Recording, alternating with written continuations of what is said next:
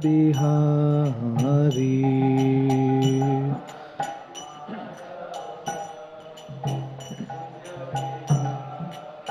Jaya Radha Madhava Kunja Bihari.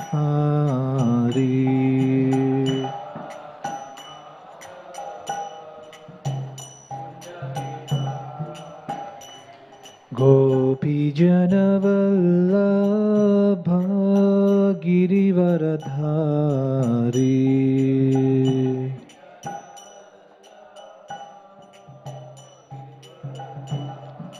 Jaya Gopi Janavallabha Girivaradhari.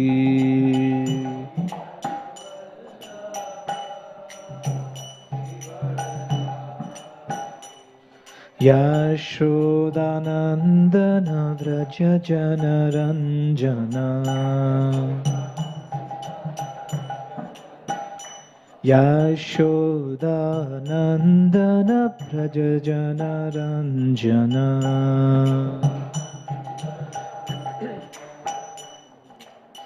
Jamuna Tiravanachari.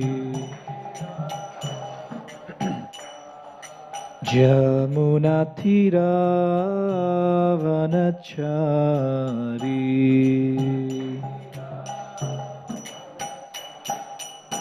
Jayo Radha Madhava Kunja Bihari.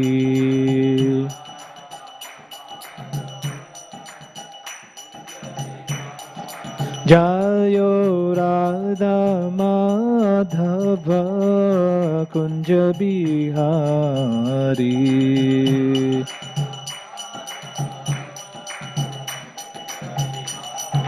Hare Krishna, Krishna Krishna, Hare Hare, Hare Rama, Rama Rama, Hare Hare.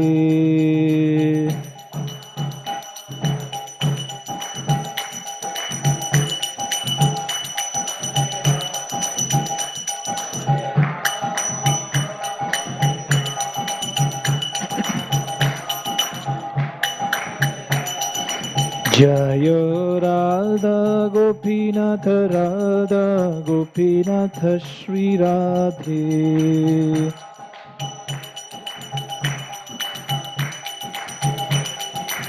Prabhupada, Prabhupada, Prabhupada, Jayo Prabhupada.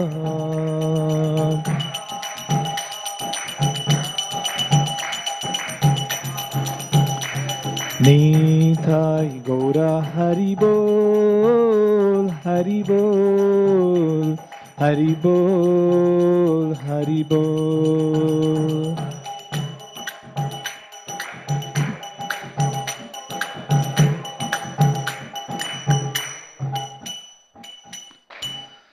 Jai Shri Harinam Sankirtan Ki, Grandhraj Srimad Bhagavatam Ki Jai, Samaveda Gaura Bhakta Vrinda Ki Jai. Om Namo Bhagavate Vasudevaya.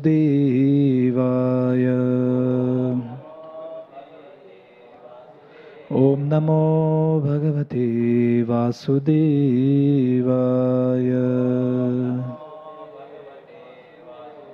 Om Namo Bhagavate Vasudevaya.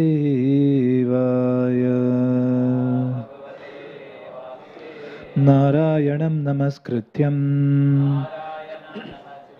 Naram Chaiva Narottamam Devim Saraswatim Vyasam Tato Jayamudiraye Nashtaprayeshu Bhadreshu Nityam Bhagavata Sevaya Bhagavati Ruttama Shloke Bhaktir Bhavati Naistaki Krishnaya Vasudevaya Deva Devaki Nandanaya cha Nandagopakumaraya Govindaya Namo Namaha.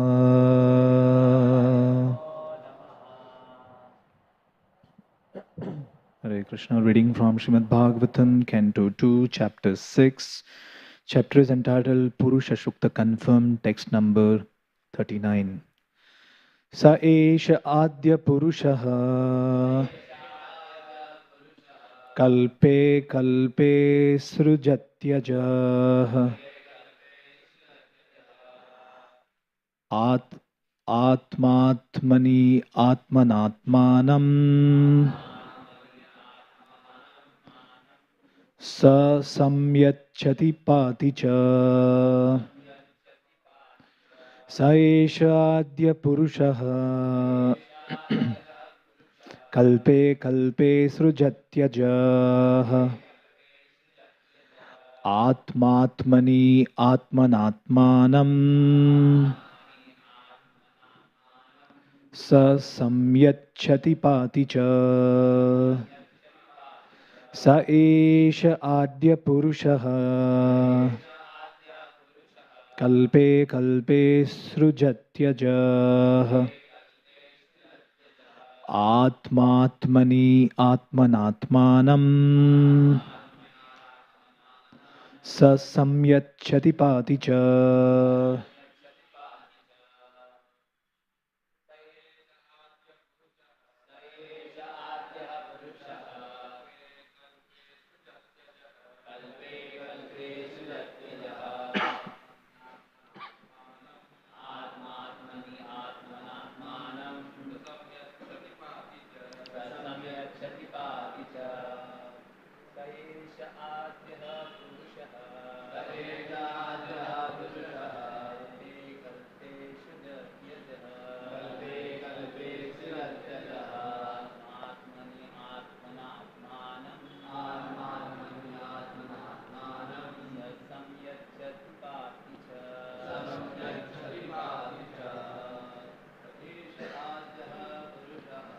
Eshatya Purushaha Kalpe Kalpe Srujatyaja Atmatmani Atmanatmanam Sasamyachati Padicha. Matajis.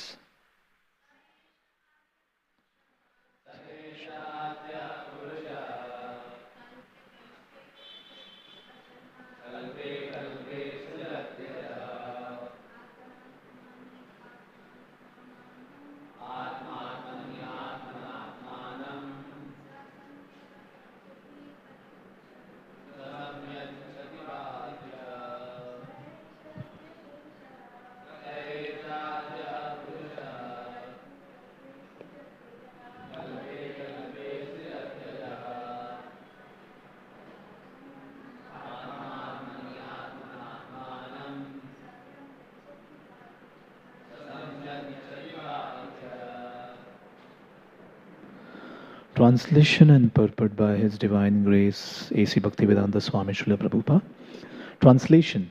The Supreme Personality of Godhead, Lord Sri Krishna, expanding His plenary portion as Mahavishnu, the first incarnation, creates this manifested cosmos, but He is unborn.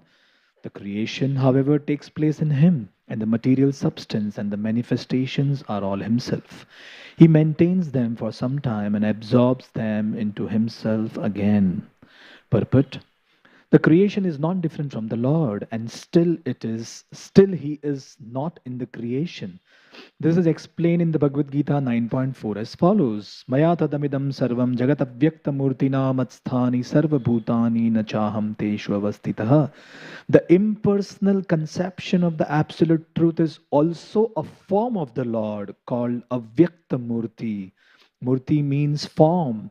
But because His impersonal feature is inexplicable to our limited senses, He is the Avyakta Murti form. And in that inexplicable form of the Lord, the whole creation is resting, Or, in other words, the whole creation is the Lord Himself, and the creation is also non different from Him. But simultaneously, He, as the original personality of Godhead Sri Krishna, is aloof from the created manifestation. The impersonalist gives stress to the impersonal form or the feature of the Lord and does not believe in the original personality of the Lord. But the Vaishnavas accept the original form of the Lord, of whom the impersonal form is merely one of the features. The impersonal and the personal conceptions of the Lord are existing simultaneously, and this fact is clearly described both in the Bhagavad Gita and in the Srimad Bhagavatam and also in other Vedic scriptures. Inconceivable to human intelligence, the idea must simply be accepted on the authority of the scriptures, and it can only be practically realized by the progress of devotional service unto the Lord and never by mental speculation or inductive logic. The impersonalists depend more or less on inductive logic, and therefore they always remain in darkness about the original personality of God at Sri Krishna. Their conception of Krishna is not clear, although everything is clearly mentioned in all the Vedic scriptures. A poor fund of knowledge cannot comprehend the existence of an original personal form of the Lord when He is expanded in everything. This imperfectness is due more or less to the material conception that substance distributed widely in parts can no longer exist in the original form. The original personality of Godhead, Adya, Govinda, expands himself as the Mahavishnu incarnation and rests in the causal ocean which he himself creates. The Brahma Samhita 5.47 confirms this as follows. Yakarana Navajale Bhajati Sma Yoga Nidramananda Jagadanda Saroma Kupaha Adya Shak Adhara Shaktim Avalambya Param Swamurtim Govindamadi Purusham Tamaham Bhajami. Lord Brahmaji says in his Brahma Samhita, I worship the primeval Lord Govinda who lies down in the causal ocean in his plenary portion as Mahavishnu, with all the universes generating from the pores of hairs on his transcendental body, and who accepts the mystic slumber of eternity. So, this Mahavishnu is the first incarnation in the creation, and from him all the universes are generated and all material manifestations are produced one after another. The causal ocean is created by the Lord as the Mahatattva, as a cloud in the spiritual sky, and is only a part of his different manifestations. The spiritual sky is an expansion of his personal rays, and he is the Mahatattva cloud also. He lies down and generates the universe by his breathing, and again by entering into each universe as Garbhodakshai Vishnu, he creates Brahma, Shiva, and many other demigods for maintenance of the universe, and again absorbs the whole thing into his person, as confirmed in the Bhagavad Gita 9.7. Sarva Bhutani Konteya Prakritim Yanti Mamikam Kalpakshaye Punasthani Kalpado Visrajamyaham. O son of Kunti, when the kalpa or the duration of life of Brahma is ended, then all the created manifestations enter into my Prakriti or energy. And again, when I desire, the same creation takes place by my personal energy. The conclusion is that these are all but displays of Lord's inconceivable personal energies, of which no one can have full information. This point we have already discussed. Om Jnanaatimirandhasya Jnananjana Shalakaya Chakshururmilitam Yena Tasmai Shri Guruve Namaha. Shri Chaitanya Manobishtam Sthapitam Yena Bhutale Swayam Rupakadamayam Dadati Swapadantikam Vande Aham Shri Guru Shri Yuta Patakamalam Shri Gurum Vaishnavamscha Shri Rupam Sagrajatam Sahagana Raghunathan Vitam Tam Sajivam Sadvaitam Savadutam Parijana Sahitam Krishna Chaitanya Devam Shri Radha Krishna Padan Sahagana Lalita Shri Vishakhan Vitamscha He Krishna Karuna Sindhu Dina Bandhu Jagatpate Gopesha Gopika Kanta Radha Kanta Namostate Tapta Kanchana Gaurangi Radhe Vrindavaneshwari Vrishabhanu Sute Devi Pranamami Hari Priye Vancha Kalpatarubhyascha Kripa Sindhubhya Evacha Patitanam Pavanebhyo Vaishnavebhyo Namo Namaha Jai Shri Krishna Chaitanya Prabhu Nityananda Shri Advaita Gadadhar Shrivasadi Gaura Bhakta Vrinda Hare Krishna Krishna Krishna Hare Hare Hare Ram Ram Hare Hare Mukam Karoti Vachalam Pangum Langayate Girim Yat Kripatamaham Bande Shri Gurum Dinatarinam Shri Chaitanyamishwaram Paramananda Madhavam Sa Esha Adya Purushaha Kalpe Kalpe Srujatyaja Atmatmani Atmanatmanam Sa Samyachati Paticha. That supreme original personality of Godhead, Lord Sri Krishna, expanding his plenary portion as Mahavishnu, the first incarnation, creates this manifested cosmos. But he is unborn. The creation, however, takes place in him. And the material substance and manifestations are all himself. He maintains them for some times and absorbs them into himself again. Hare Krishna. I seek the blessings of all the Vaishnavas, all the devotees, all the guests assembled here this morning for our morning Srimad Bhagavatam class. Also seek the blessings of all the devotees who are present online and hearing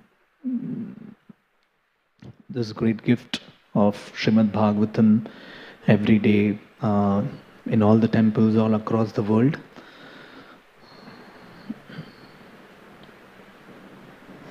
So we have been discussing on this one theme since quite some time. This chapter began, this chapter, second canto, sixth chapter, where Brahmaji is none other than the supreme personality of honesty. He is being very honest, he's being very candid, he's being very straightforward in his confession that he is not the Supreme Lord, but it's someone else who is above him, who is the one who is actually controlling everything. So Brahmaji is telling that whoever we may be, we cannot understand that supreme personality of Godhead. We cannot understand that absolute truth. If Brahmaji cannot understand that absolute truth, then who are we? What to speak of any ordinary living entity? Even the best of the intelligence in this material world will fall short in trying to decode this ultimate and the supreme intelligence. Brahmaji in the 10th canto also comes up with the same theme. Jananta eva janantu kim bahuktya name prabho manaso vapusho vacho vaibhavam tava gocharam. Vaibhavam tava gocharam. Brahmaji is telling, no, let the whole world, let the people around me claim, proclaim, or be proud in saying that we have understood God. But let me tell you my realization that as far as my knowledge, my understanding is concerned, with my words, with my mind and with my vani or my vapu, I can never understand the Vaibhav, the unlimited opulence of the Supreme Lord. So yes, just as no matter how much and small ant may break its head and try to climb Mount Everest on its own, that ant probably in this life will never ever. It's just beyond. Or no matter how much a frog try to estimate the size of a Pacific Ocean, it just cannot. Or no matter how much a glowworm try its best to shine in front of sun, it can never overpower the sun rays. Or no matter, with the best of the calculators, one may try to count the number of sand particles on a sea beach. One can still never count the sand particles. Similarly, one can never estimate, one can never understand the unlimited glories of the Supreme Lord Sri Krishna. This is the main theme. Yova anantasya gunan anantan anukrameshyati satubala buddhi rajamsi bhumer ganaye kathamchid kalena naiva akhila shakti dhamna. That person who claims that he has understood Supreme Lord completely, that person is actually childish. Why? Because in reality, the Supreme Lord is unlimited. Yova anantasya gunan anantan. That Supreme Lord is unlimited. His qualities are unlimited. So where is the question of understanding him completely? Just as we cannot rajamsi bhume ganaye kathamchis, just as no one can estimate, no one can count, no one can calculate the number of sand particles present on the sea beach. So we have seen that when we study anything, and with any study, when we move deeper into that study becomes more and more complex. When we were in first standard, things were quite simple. When we came to 10th standard, things became quite more complicated. And when we actually studied, did our graduation, things were far more complicated than what we studied in the first standard. So as we go higher into our studies, things become quite complex.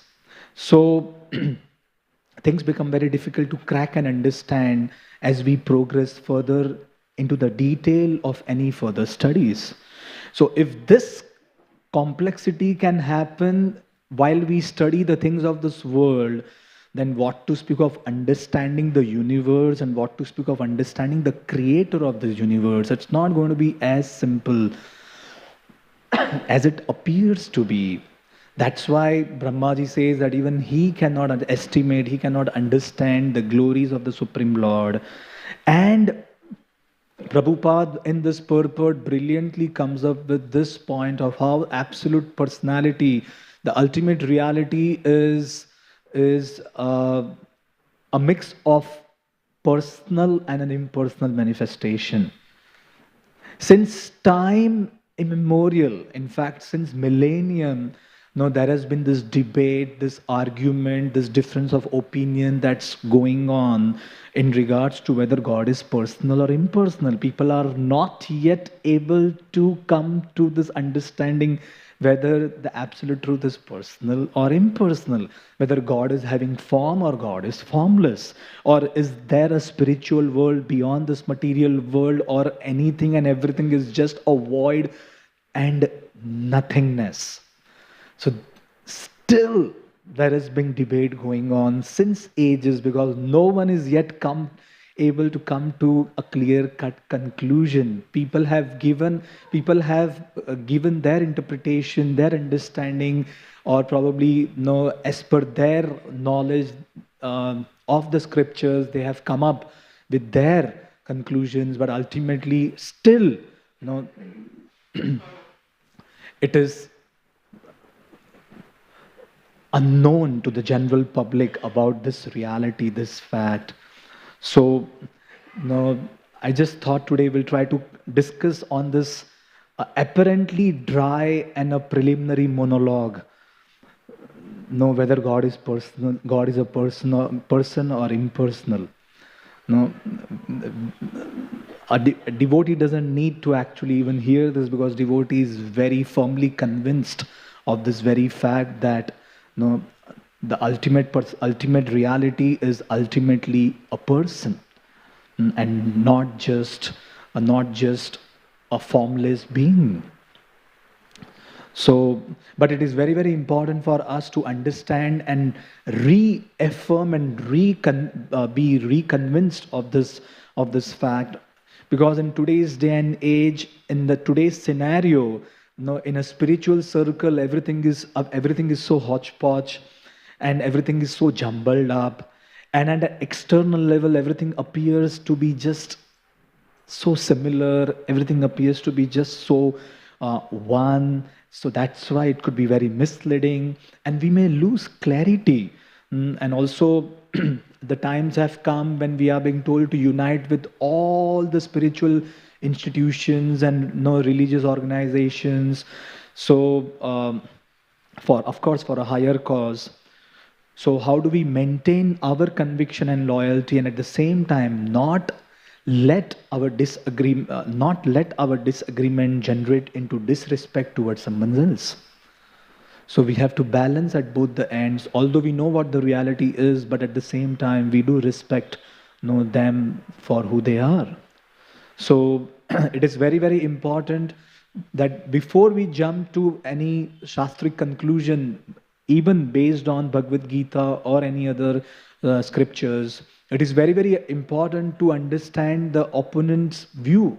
No, it is nowadays people even don't know what is Brahmavad, what is Mayavad, what is Shunyavad, and no, they consider everything is ultimately the same only.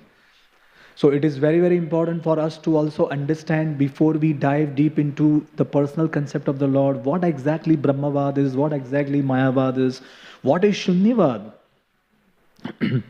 And ultimately, we see that all these schools of thoughts, they claim that their understanding is highest. So then that's far more confusing. So let's try to understand what Brahmavad is. At the first place,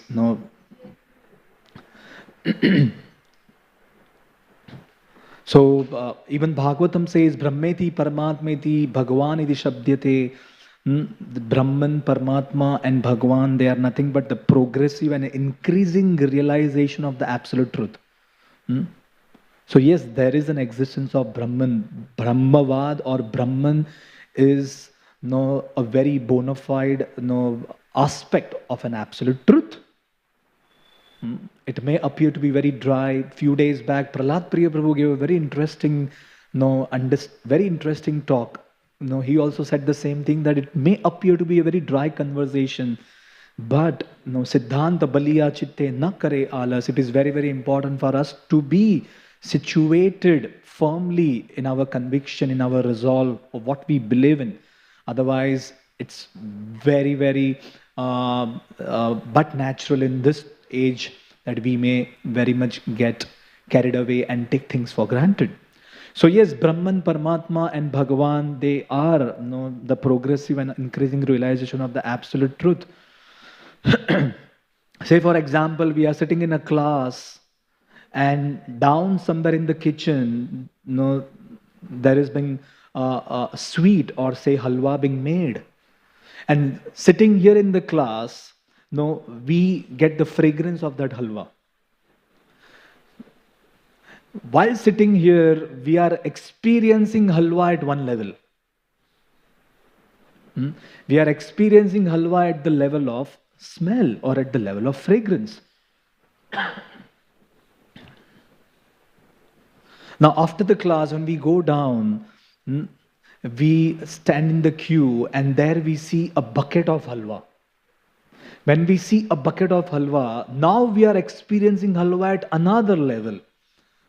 Not just at the level of fragrance, but at the level of sight. We are actually able to see that yes, there is halwa. I was not wrong. I smelled, the fragrance came, and it was actually the fragrance of halwa.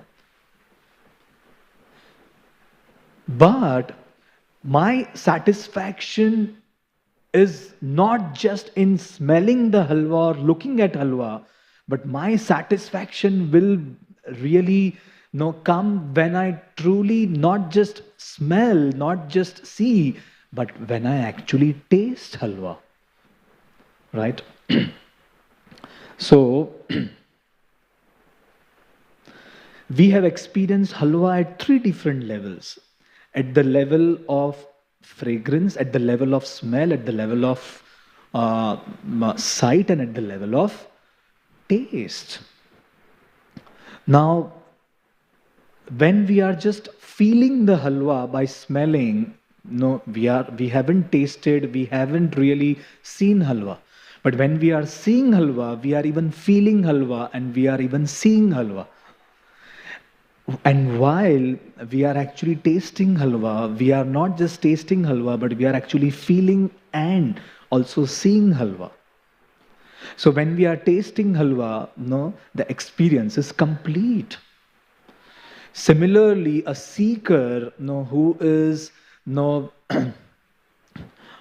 having a Brahman realization, he is like experiencing halwa from a far off distance just through fragrance. Fragrance is pervading. Similarly, Brahman is all pervading. So that person is actually experiencing Brahman just like a person experiences a halwa at the level of fragrance or at the level of smell. Now, a seeker having a Paramatma realization is like you and me going to the kitchen and actually standing in the queue and witnessing halwa in a bucket. So when a person experiences Paramatma, look in a heart, that's like seeing halwa. But just seeing and smelling is not enough. A person, a seeker, having a having a Bhagavan realization is someone, not just smelling, not just seeing, but actually eating halwa and fully experiencing Anand by eating halwa. Yes, there is Anand in even smelling. Just by smelling the aroma, of halwa, we feel delighted. But the real delight is when we actually taste that halwa. So yes, Brahmavadis, they also say that there is Anand in Brahman. But in Brahman, there is no relation. In Brahman, there is no reciprocation.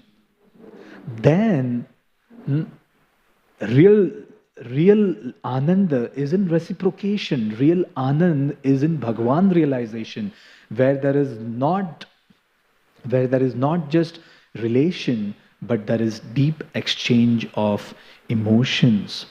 So, so yes, Brahman, Paramatma, they are all bona fide aspect of the absolute truth. But when Brahman is considered as highest, ultimate, that's what Brahmavad is.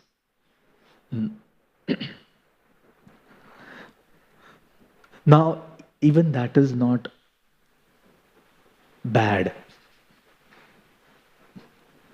What's really wrong is when that Brahman is considered highest and even Bhagavan is considered as a product of Brahman, and when Bhagavan is also Bhagavan is considered as a product of illusory energy, that's where the biggest problem lies. So Brahmavad is bona fide, Mayavad is not. So when that Brahman is absolute, when Brahman is considered absolute, that's Brahmavad. But when Bhagavan is considered in Maya, that is very offensive, and that's where the deviation is. Yes, Maharashtra government is definitely an authority. But when we consider Maharashtra government only as the final authority and nothing beyond, then that's not right, because there is an authority, there is a central government beyond Maharashtra government. Similarly, when we consider Brahman as everything and nothing beyond, that's where we differ in our principles and conception.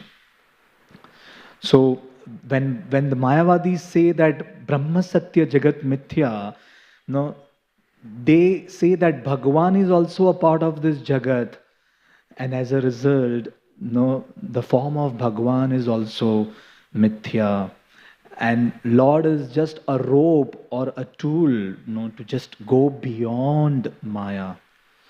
So when we say that what is Brahmavad? Brahma is highest. Brahma, there is nothing beyond Brahma that is highest. That is Brahmavad. So what is Mayavad? Mayavad means Maya is highest. No, Maya is not highest. The Mayavadis, they understand that the form, the transcendental form, qualities, pastimes of the Supreme Lord, That is Maya, and that is what Mayavada is. And all these schools of thoughts, no, they will not say that the other schools of thoughts are wrong. They will say that the other schools of thoughts are lower than our understanding. Hmm? So the impersonalist, they will not deny, or they will not say that personalism is wrong. But they will say that personalism is a lower conception. No, they will say that it's a lower level of understanding. They will say that bhakti is good, bhakti is not bad, but bhakti is for less intelligent people. Uh, because ultimately you use bhakti, as a tool to ultimately go beyond bhakti and Bhagavan. And even we do not consider impersonalism as wrong. Just as impersonalists, they don't consider personalism as wrong, we also don't consider impersonalism as wrong. But we consider impersonalism as an incomplete understanding of the absolute truth. Because Param Satya, the absolute truth, has both the aspect, not just the impersonal, but also the personal side as well. And that same absolute truth is revealed more clearly in his personal aspect than at the impersonal level. Srila Prabhupada was at Amritsar and he was being asked to speak on Bhagavad Gita. And before Prabhupada spoke, there were many other speakers who were scheduled to speak, and Prabhupada was there sitting on the chair, waiting for them to finish. And all those speakers who spoke before Prabhupada, they spoke only the impersonal side of the absolute truth. Prabhupada got up and Prabhupada said, "I am leaving." So his disciple, Gurudas Prabhupada, said, "Prabhupada, next is your turn. Who will speak if you are going?" Prabhupada said, "You will speak." So Prabhupada told Gurudas Prabhu to speak. Gurudas Prabhu said, "What will I speak in front of these scholarly people?" Prabhupada said, whatever you know is enough for them to understand. They don't need much more than what you will speak. So then Prabhupada left the place, and Gurudas Prabhu was left behind, and ultimately it's the order of a spiritual master. So Gurudas Prabhu went on the stage, and then Gurudas Prabhu started speaking. Gurudas Prabhu said that you say that everything is one. But how is that possible in practical reality? Can I say that your wife and someone's wife on the street is all one? Is a stool on the street and rasgulla in a confectionery shop is one? If both are one, then can you taste stool instead of rasgulla? So the audience there got a shock of their life. They didn't expect. They went to Srila Prabhupada and they complained that your disciples, they are speaking such offensive language. Prabhupada called Gurudas and Prabhupada asked, "What did you say?" So then Gurudas Prabhu told, "I just told one thing, that if they say that everything is one, then is a rasgulla and stool on the street, are they both same?" So then Prabhupada just consoled the audience, and Prabhupada said that my disciples, American disciples, don't worry, they are new, but they are very expert in giving graphic examples. So don't take it so seriously. And afterwards, Prabhupada called Gurudas, and Prabhupada said, which example that you gave? What was that example all about? So Gurudas said, the example of rasgulla and a stool. Prabhupada said, very expert and very intelligent answer you gave. Perfect example. So yes, in a practical and in a real sense, this philosophy just doesn't make any sense. In fact, one time, one man came to Srila Prabhupada and he said, "My guru is God." Generally, Prabhupada, he would get very angry, and he would defend, very strongly and refute the argument. But that time, Prabhupada asked, if you say that your guru is God, what makes you say this, that your guru is God? So this man said, my guru has cured one person, who was an alcoholic. That's why he's God. So then Prabhupada said, if that's the case, then I am God 10,000 times. Just see the background of my disciples. Where do they come from? So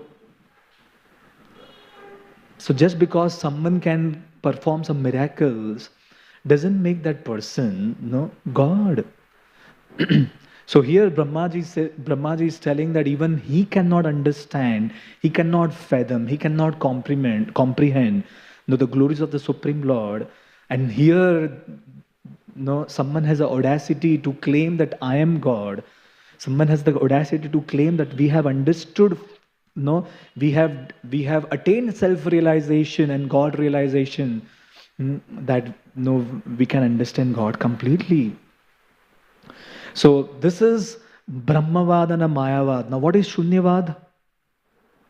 Then what is Shunyavad? Bhakti Siddhanta Saraswati Thakur would give the example of a child who has lost his vision because of cataract. So there are two uncles of this child.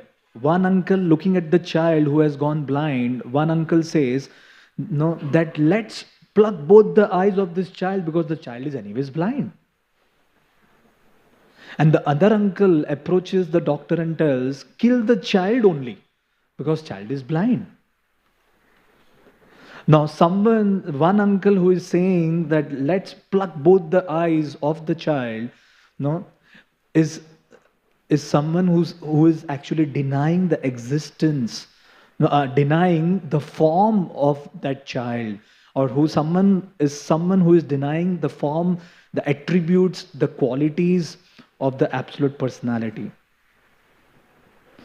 And the other uncle who says that let's kill the child only is that Shunyavadi who says that there is no existence only. So that's the difference between a Mayavad and a Shunyavad. So Mayavad in one sense is nothing but a covered Shunyavad. That's what even Chaitanya Charitamrita explains. And the second difference between the Mayavad and a Shunyavad, a major difference is Mayavad even comes within the purview of the Vedic presence, the Vedic boundary. Shunyavad is, they don't even accept Vedas as an authority. But Mayavad is far more dangerous than the Shunyavad, because the Shunyavadis are like the police, and I'm sorry, Shunyavadi are like a normal person who goes and steals the treasure. But Mayavadis are like the police who are in the garb of a police, a person who is in the garb of a police, and being in the garb of a police, that person goes and steals the treasure. So that's far more dangerous. But after understanding what Brahmavad, Mayavad, Shunyavad is, we need to understand from our scriptures what's the real and a perfect understanding of the absolute truth. Prabhupada would always give this understanding that one of the attributes, in fact Prabhupada quotes Jiva Goswami, and Prabhupada says that one of the attributes of the absolute truth is that the absolute truth is achintya. Achintya means inconceivable. That means, in simple terms, God is beyond, God is superior to our intelligence. Simple. So, if God is superior to our intelligence, and if by our intelligence we can fathom and understand God, then our intelligence is superior to God also. So Prabhupada said that's not possible. So with our intellectual analysis and with our intellectual conquest, we cannot comprehend the source of all the intelligence. The only way to approach and understand that absolute truth is through pranipat or surrender with utmost humility. And Prabhupada, this is a famous quote of Prabhupada. Prabhupada said, if God is the source of everything that we see in the world, then God Himself should possess all the essential attributes which are present in this world. Else, God is less than His own creation. And in this world, Prabhupada says, we see that there exists a personal form and the impersonal forces, both are existing simultaneously. So both have to exist, both attributes have to exist within the Supreme Lord. Lord just cannot be impersonal only. And then Prabhupada says, if God were not a person, then how can this definition that God is complete be complete? If God is not a person, then that God, who by definition is complete being, would be incomplete. Or if we are children of God and we as children of God are person, then how can our Father not be a person? So those who say that God is not a person are actually limiting Him. And they are depriving Him of what His creation possesses, the form. When someone says that God is formless, less means lacking. When someone says that God is formless, but we see in this world that it is only the form that attracts us in this world. Formless doesn't attract us in this world. So, form is the ultimate reality that attracts us in this world. It is one of the most attractive thing in this world that attracts us, the form. And if God is the ultimate reality who has created form, and when we say that God is formless, that means we are limiting God. We are stripping God from one of the most attractive things of this world. So this is the basic argument, and a very logical argument that our acharyas give. In fact, even Lord Krishna in the 15th chapter, in the 9th chapter, Krishna refutes Mayavada himself. 9.11 and 9.12. Avajananti mam muda manushim tanimashritam param bhavam ajananto mamavyayam manuttamam. Lord Krishna says that someone who considers me to be an ordinary, just a product of the material nature, or just the product of avyaktam vyaktimapannam manyate mama buddhayah, product of the unmanifest, then abuddhayah, that person is abuddhaya, that person is without intelligence. At least when Lord Krishna says that those who worship demigods, they are less intelligent. No, what is that verse? Alpamedhasaha. Krishna uses the word alpamedhasaha. They have intelligence, but they are less intelligent. But here Krishna is saying that those who consider me to be a product of the Brahman, they are actually having no intelligence. They are far more below those who are demigod worshippers. So Krishna definitely acknowledges Brahmavadis in the 12th chapter. When Arjuna is asking this question, what is better? Worshipping your personal form or impersonal, or the impersonal side? Krishna acknowledges Brahmavadis by telling that yes, they are also doing good in this world. Sarve bhuta hite rataha. But Krishna says that they will take a lot of time to reach me ultimately. And that path is actually very, very tedious. very, very difficult one. Klesho diktarastesham avyakta asakta chetasam avyakta hi gatir dukkham dehavat biravapyate. So yes, Krishna himself states very, very clearly in Bhagavad Gita. And more clearly, Krishna establishes his supremacy in the 15th chapter.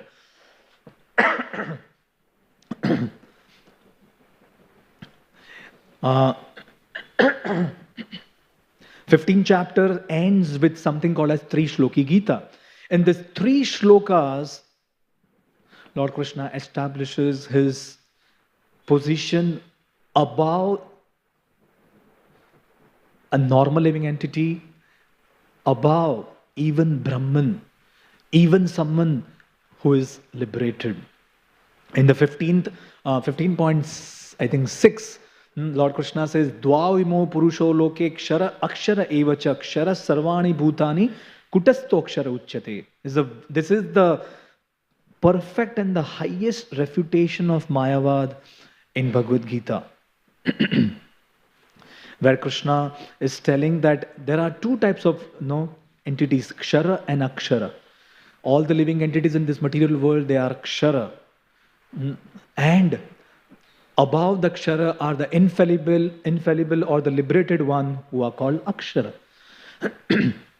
In the next verse, Krishna says, he goes one step ahead and then he says, Uttama Purushastu Anya. But above the Kshara and Akshara, there is a Uttama Purusha to Anya. That means Uttama Purusha is above the Kshara and Akshara. Paramatmeti Udaruda, and that Uttama Purusha is none other than the Paramatma, who is above not just fallible, but even infallible. Who is not just above Kshara, but above Akshara. And that personality is Yo Loka Trayamavishya Vibhartya Avyayamishvara. That personality is Paramatma. So Paramatma is also above the Kshara and Akshara. So when someone says that, okay, when I enter the Akshara, I become Brahman or I become God.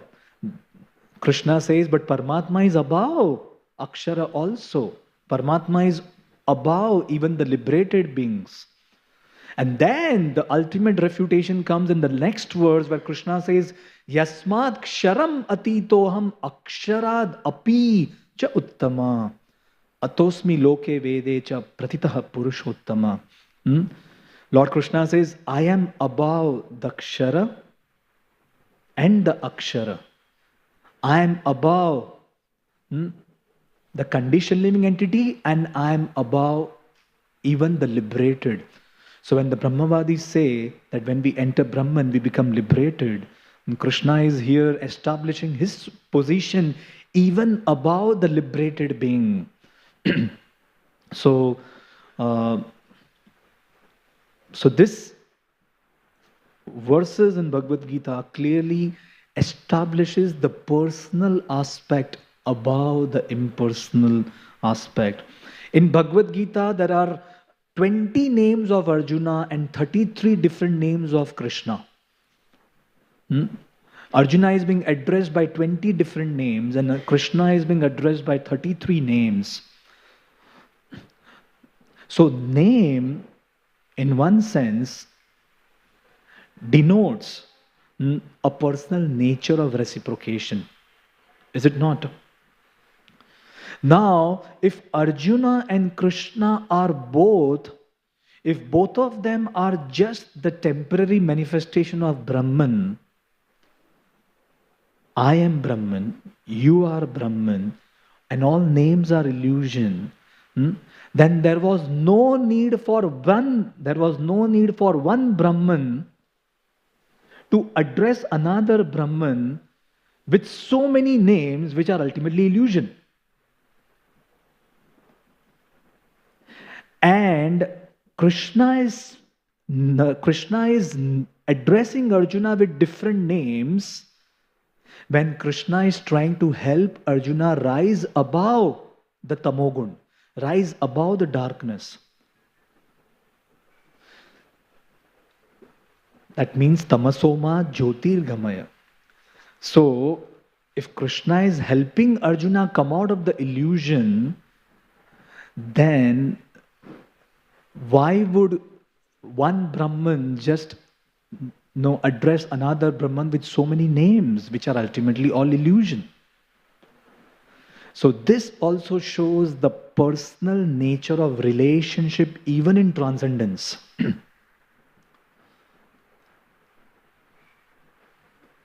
Even in Bhagavatam we see, many a times Lord Krishna seemingly appearing to be like an ordinary person who is coming under the grips of the emotions of his devotees. We see in Ramayana Lord Ram crying in search of Mother Sita so much that it appears someone may say that how can Ram be God? But there is a difference. There is a big difference between a living entity coming under Maya and God coming under Maya. This is very, very important. Even though it may appear that Lord is getting affected by the emotions of his devotees like Pandavas, where he decides to stay in Hastinapur for a few more months. And although it may appear that Lord Ram is crying in search of Mother Sita, they both are still in full control of the whole situation. They can still manifest their divinity anytime they want. This is the difference between a living entity coming under Maya and the Supreme Lord who decides to come under Maya by his own sweet will. A living entity cannot manifest his or her divinity immediately. When a living entity comes under Maya, living entity is forced to come under Maya. So living entity cannot come out of Maya as and when a living entity wants. But that's not the case with the Supreme Lord. When Parvati Devi comes to test Lord Ram, Lord Shiva is telling him, don't dare. Parvati Devi goes in front of Lord Ram, taking the form of Sita. And when Lord Ram is crying and when Lord Ram sees that form, Lord Ram immediately addresses Parvati by saying, "Oh Devi, what are you doing here?" So Lord Ram is fully conscious. He can manifest his divinity as and when he wants. And a classic example is the example of we see in Damodara Leela. At one point, Lord Krishna is getting fearful of Mother Yashoda. So it appears that Lord Krishna is coming into the grips of emotions and he is under Maya. But immediately, the next stage, we see that Mother Yashoda is trying to bind Lord Krishna with unlimited ropes, and Krishna is not being able to, he's not getting bound. So Lord Krishna, he is manifesting his divinity immediately. And then, Lord Krishna is getting bound by the ropes of, by so many ropes that's being tied by Mother Yashoda. But although he's being bound by so many ropes, Lord Krishna is in that in that bound state. Lord Krishna is still able to break and liberate the twin trees, the twin Arjuna trees. How is that possible? And if Krishna can break huge Arjuna trees, Krishna could have easily broken the ties of the ropes. So Krishna, as and when he wants, can manifest his divinity, which is not the case with you and me. Even if we have to manifest divinity, it will take years, not even years, it may take lifetimes to manifest divinity. And if someone says, okay, Krishna was in Maya, that he forgot that he was God, then how is it that Krishna remembered the curse that was given by Brahmaji to the two sons of Kuvera? Risher Bhagavato Mukhyasya Satyam Kartum Vachohuri Jagama Shanakais Tatra Yatrasyam Yamalarjuno. So if Krishna forgot that he was God, then how is it that Krishna could remember that curse which was offered by Narad Muni to both the brothers ages ago?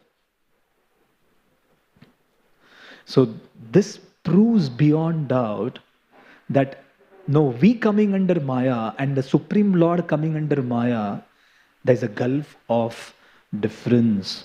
So we stay in Maya, we stay in illusion forever. And even if we may try to come out of the clutches, it's just beyond. But the Supreme Lord is all controller, where he has full control even on his Maya Shakti. So just to conclude, and there are so many points to actually prove based on Srila Prabhupada's teachings. But finally, the Supreme Lord is not just personal, not just impersonal. As Chaitanya Charan Prabhu says, he's transpersonal. That means he has a form which is actually beyond the ordinary forms of this world, and he is not just having no form. In fact, His Holiness Tamal Krishna Goswami Maharaj, when he did his PhD thesis, he did his PhD thesis in the teachings of Srila Prabhupada. And there he writes that the entire teachings of Srila Prabhupada, if we want to condense and encapsulate in one sentence, the entire teachings of Srila Prabhupada can be encapsulated in this one sentence, that is, Krishna is the Supreme Personality of Godhead. Which establishes, this one sentence establishes, speaks more than so many commentaries written by so many people who till date could never understand who the Supreme Personality of Godhead is. I'll just end with this one small anecdote. Recently, His Holiness Radhanath Maharaj was in Vrindavan. And this anecdote was shared recently by Madhwanand Prabhu. Radhanath Maharaj was in Vrindavan, and and he was meeting a lot of his old friends then in Vrindavan, the Brajvasis. So he was spending a lot of time with the Brajvasis there. So these so Maharaj, with his humble, gentle demeanor, Maharaj just went and paid obeisances. So these Brajvasis also came forward and paid obeisances to Maharaj. So Maharaj said, no, you should not pay obeisances. So these, the ladies who came forward to pay obeisances to Maharaj, they said, no, you have no rights to tell us.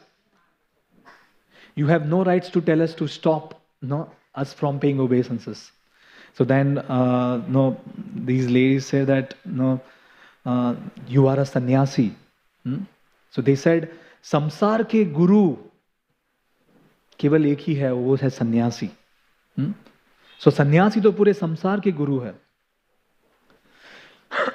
Then they said, संसार का यदि कोई गुरु है तो वो सन्यासी. सन्यासी का कोई गुरु है तो वो है अविनाशी.